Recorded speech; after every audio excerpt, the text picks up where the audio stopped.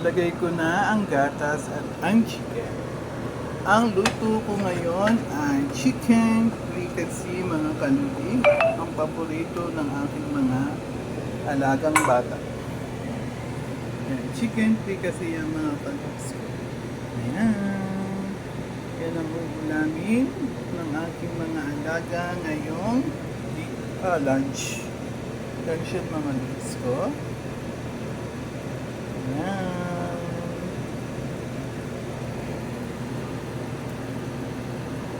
Ayan.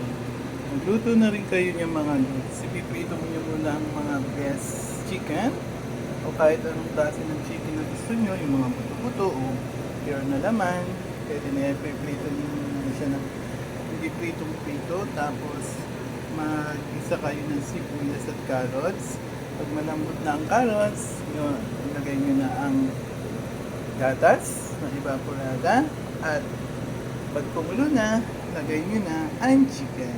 Ayan. Thank you for watching. Luto na rin kayo yan. Masarap yan mga ludi ko. Bye!